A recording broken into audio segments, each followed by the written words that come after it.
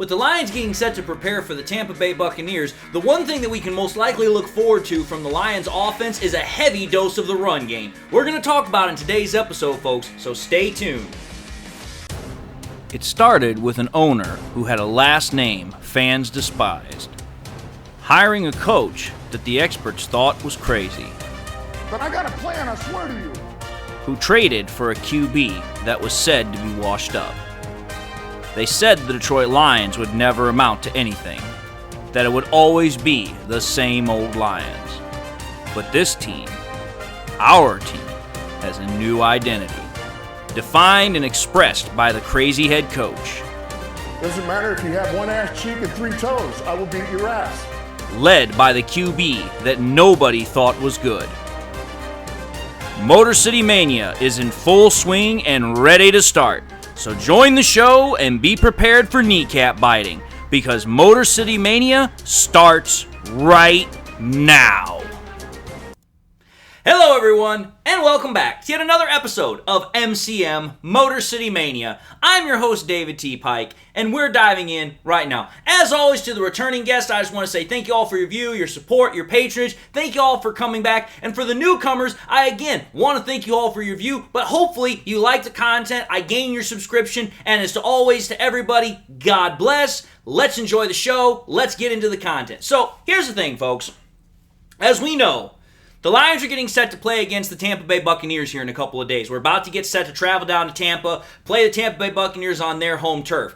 And one thing that most Lions fans are mostly considering right now, as far as the thing that is most concerning for them, is the Buccaneers defense. Again, I've talked about this in a previous episode. I'll put that episode back up at the top if you want to go back and watch that. But realistically, when we think about the Buccaneers, the biggest threat that the Buccaneers have is not their offense, it's their defense. Their defense has been playing at a very good high level this year, so that's what the Lions have got to overcome if they're going to beat the Buccaneers, is their defense. Because realistically, the Buccaneers offense, while it has really, in my opinion, it's overachieved what a lot of people thought it was going to do so far. Again, I haven't really seen the Buccaneers go up against a really top-end defense just yet, and the only defense that they went up against that actually was somewhat decent, they lost to, which coincidentally was the Philadelphia Eagles, which is going to jump us in to our film study for today, because the game we're going to be looking at is going to be the Philadelphia Eagles and the Tampa Bay Buccaneers game from Week 3.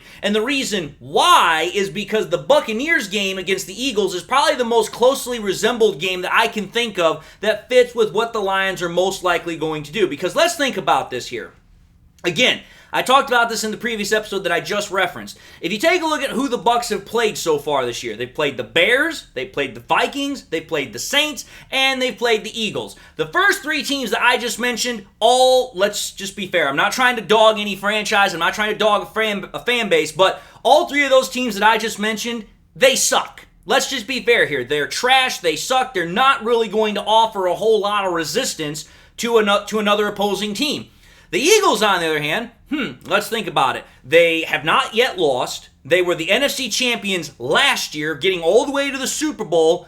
They are probably one of the better teams, probably one of the best teams that most other NFL franchises are going to have to contend with this year. So it's like, okay here, that's one thing to consider. But also you have to consider this. Of all those teams I just mentioned, the only team that the Bucs lost against was the Philadelphia Eagles. Then you have to consider this. The Lions like to do the exact same thing that the Philadelphia Eagles like to do. They love to run the damn ball. Again, the Lions' offense is predicated on using the run to set up the pass. Now, how the Eagles and Lions run the ball, yes, that is a little bit different. The Eagles like to run more of a run-pass option. They like to do a lot of quarterback run designs, so on and so forth. But again, running the ball, regardless of how you design to do it, so long as you're able to execute at a high level, doesn't really matter one way or the other.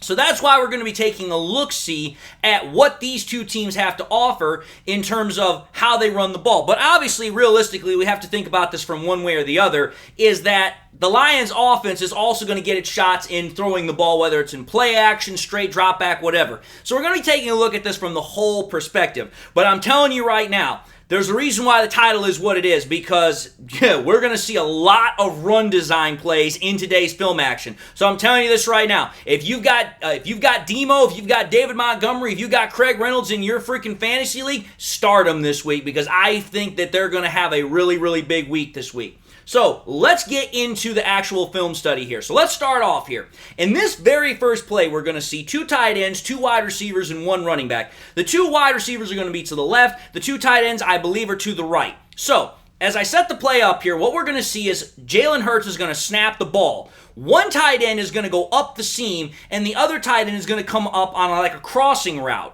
Well, he's got the upper crossing route. A.J. Brown, one of the wide receivers to the left, he's on the lower crossing route. This is a passing pattern. So what happens here? You're going to see that the tight end that's doing the upper crossing pattern is going to kind of create a pick almost, which is going to free A.J. Brown from his cover guy, which is going to allow A.J. Brown to get open and pick up a huge gain of 28 yards. And if I can put it into a still frame here, I'll show you. But what you're seeing here primarily is, one, the Bucs are running in man defense. You're seeing then that tight end is using his body to kind of get in the way without it making it look like he's actually trying to pick the cornerback, which then frees A.J. Brown for an easy gain, which then winds up picking almost 30 yards. Again, this is well-executed offense. It's well-designed, well-planned, fits right in with what the Lions can do with their offense, because we've seen them do this kind of concept before where they're doing some sort of a pick action which releases a wide receiver to get open. This is something that I fully expect that the Lions can and will do against the Bucs, especially if they play man defense. So, that's play number 1. Play number 2. In this play, again, we've got very much the same kind of formation. 2 tight ends, 2 wide receivers, 1 running back. The 2 tight ends, again, are to the right-hand side of the ball. What's going to happen is Jalen Hurts is going to snap the ball. Now, both wide receivers to the left-hand side of the formation, they are going to streak down the line of scrimmage, and they're going to streak from the line of scrimmage, and they're going to stay together down the field. But what you're going to see is that somewhere about 5 to 7 yards down the field, A.J. Brown breaks inside to go to the middle of the field. Well, what happens is you're going to then see that A.J. Brown's wide open. Well, why is that the case? Well, here we're going to see what happens. In this still frame, you're going to see that Dallas Goedert, the tight end, he is coming underneath. Well, what happens is, since the Buccaneers are playing a zone coverage in this play, Dallas Goedert is going to freeze those linebackers to stay down low to cover him, and then the cornerbacks and the high safeties are going to be way too high up, which is going to result in this huge-ass zone right in the middle of the field. This is easy pitch and catch from freaking Jalen Hurts to A.J. Brown, because, again, well-designed, well-executed. It's right in the middle of the field, which means Jalen Hurts cannot and should not miss this, which is exactly what happens. Again, another big play, another big completion. Hurts makes a very easy completion onto A.J. Brown, and quite frankly, he also hurts the Bucs defense with this one. So again, very, very good design, very good play. So I wanted to get these 2 plays out of the way really, really quickly, because these are the 2 pass plays. And again, while I expect that the Lions are going to pass the ball to some degree against the Buccaneers defense, I'm telling you this right now, especially when we start taking a look at these plays, do not be surprised if the Lions run the ball ridiculously high amounts against the Buccaneers, because when you see these plays, you're going to understand exactly why I'm saying what I'm saying. So let's take a look at these plays really quickly. All right. Here's the first play, and there's a reason why I decided to also go with the Eagles here, because who do the Eagles have as their running back in the primary action of this game?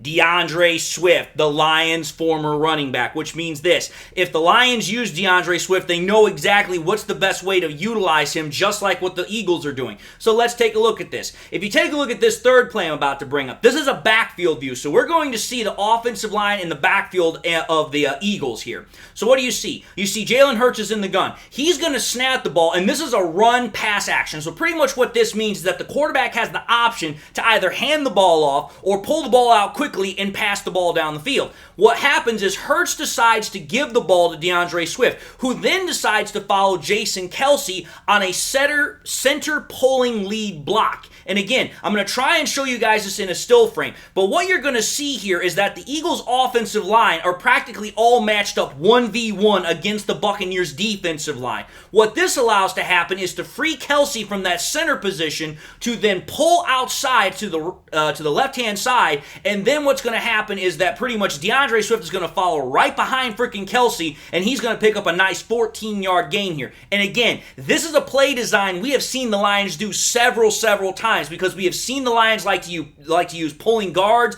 pulling center, even pulling tackles. The Lions have absolutely no problem with pulling design plays, so that way they can get those guys up in open space, so that way those linemen can get down the field and give even more open space for the running back. So this is a play that I fully expect that the Lions could utilize. Maybe not necessarily the run-pass option part of it, but the pulling guard or pulling center, I definitely can see that happening. So that's play number 3.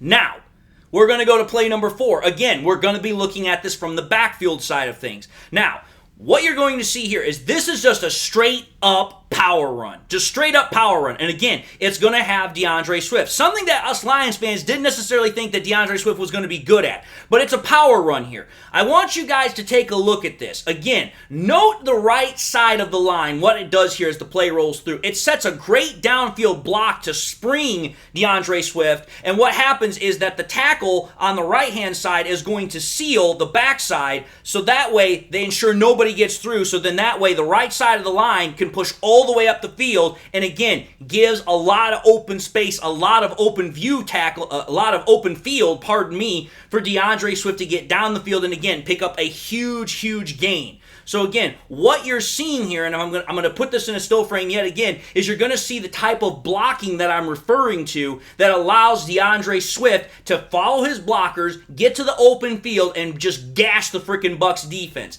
If the Lions can do this, which I'm going to be honest, I fully expect that they can, we're going to have a good day running the football. And if we have a good day running the football, we're going to have a good day passing the ball because we do a lot of play action off of our run game. So again, something to definitely pay attention to here. So that's play number 4. Now, let's go to play number 5. I tripped over my tongue there for a minute. So, again, we're going to be looking at these plays from the backfield. This is going to be yet another example of what I'm referring to here. What I'm going to show you here is this. Take a look at what the left guard is doing here. So, what the left guard does is he comes to the right and he seals the front side of the line. Well, what this allows is that Travis Kelce is able to then move up to the next level of the Buccaneers defense, and he's able to block the Buccaneers linebacker. Well, what that happens, then it allows, once again, DeAndre Swift to spring forward because he's got that upper level blocking. He's got everything all set up for him, which just creates this huge hole. Like, this is just a massive hole. And when I put it in the still frame action, you're going to see exactly how big this hole is. Like, you could probably drive a car through how big this hole is. And pretty much, Swift takes the hole. There's nobody able to catch him. There's nobody at the second level that's going to get him. Once again, this picks up a huge gain for DeAndre Swift. Again, perfect execution by the offensive lineman, getting their blocks. Perfect design play by the Eagles offense. This is what you like to see. This is exactly something that, once again, while I'm trying to point out here, I fully expect that the Lions offensive line can do, because the Lions offensive line is probably the second best offensive line in the NFL, right behind the Eagles. And if the Eagles can do it, the Lions can certainly do it. So that's play number 5. Now, the final play here. This is, again, going to be in the backfield. What we're going to notice here is that as the play runs through, is you're going to see a pulling guard and tight end from the left-hand side of the offensive line to the right. Well, now what you're going to see is that left guard, as he pulls clear, he's going to initially clear that defender that he initially gets into. Well, what then happens is the tight end that's coming right behind him, he comes in and then chips the linebacker that's right there as well. The other tight end that's on the other side of the formation, he then plows a path, which then creates a seam that DeAndre Swift can kind of wiggle his way through, which again will allow DeAndre Swift to bust through for another big gain here. And if you take a look at these plays, you're talking about running gashes of like 15, 20, 25 yards or more. And this play I just showed, it's almost 30 yards. That's a 29-yard gash by the Eagles offense against the Buccaneers run defense. When you take a look at these types of play designs, When you take a look at what the Eagles offense is doing to the Buccaneers defense, I fully expect that Ben Johnson can take a look at this and be like, okay, here, if we get the offensive line's run blocking scheming going, we can have ourselves a field day against the Buccaneers defense, which will then, as I say, open up that play action passing game that Jared Goff loves to utilize so well, where he can get it to Amon-Ra St. Brown, whether he can get it to Khalif Raymond, whether he can get it to Josh Reynolds, whether he can get it to Sam Laporta. Again, we're talking about here the offensive line plowing the way forward so that way we can run over this Buccaneers defense, which will then open up the passing lanes that the Lions like to use as well. It's a perfect harmonization. It's perfect marriage for this offense to work and function. So for me, when you take a look at these plays that I've just pointed out, that for me, it's like, listen, obviously we have to see it on the field, first and foremost. But it's like, listen, if the Eagles can do it with DeAndre Swift, I fully expect that the Lions are going to be able to do this exact same thing with David Montgomery, because David Montgomery has pretty much all the same attributes that DeAndre Swift has. He's not as fast as Swift, but he's right there. But Demo, he's a freaking bulldog. Like, this guy will literally just plow over people all over the field. And I know somebody's going to try and say that DeAndre Swift was a bulldog because he came from Georgia. Ha, ha, ha, wink, wink. But I'm talking about a literal bulldog. This is something that David Montgomery does really, really well. David Montgomery is a guy that loves to lower the shoulder. He likes to stick his nose into piles, and he will fight for every freaking yard he can get his hands on. This is something that I really expect that the Lions are going to use in their offensive game plan, and it would not surprise me at all if David Montgomery has yet another 100-yard day rushing the ball, and if Craig Reynolds also gets another healthy kind of mixing in so that way the Lions don't overload David Montgomery's plate.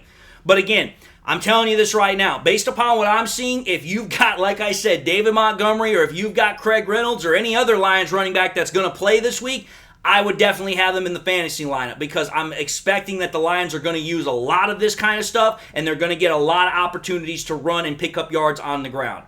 But anyway, wanted to kind of keep this video fast-paced, want to kind of make it, really, really, it kind of hits you in the mouth kind of thing, because it's like, listen, I want to get these videos trimmed down a little bit less than what I usually have had them, make it about more like 16, 17 minutes rather than the 20, 25 minute range, so that way you guys can see the plays, that way you guys can see what I'm seeing, that way you guys can kind of chew on it, mull on it a little bit, and then that way you guys can leave your comments and we can have some more conversation. So, without further ado, I just want to say thank you all for watching yet another episode of MCM Motor City Mania. If you like what you saw, by all means, I highly encourage y'all to do one of these three things: like, comment, and subscribe to the channel. If by chance you subscribed in the past and you forgot to do so at the time, or you just subscribed and you've not had a chance to do so, first and foremost, before I say anything else, make sure you do subscribe. But in the moment while you're subscribing, make sure you hit that bell notification icon also that's at the bottom of the page, so that way you never miss any more content that I push out. Again, the subscription numbers are always going up, but let's make sure we turn on that bell notification icon so that way you never miss any more updates that I push out on my channel. So that way you're always in the know-how.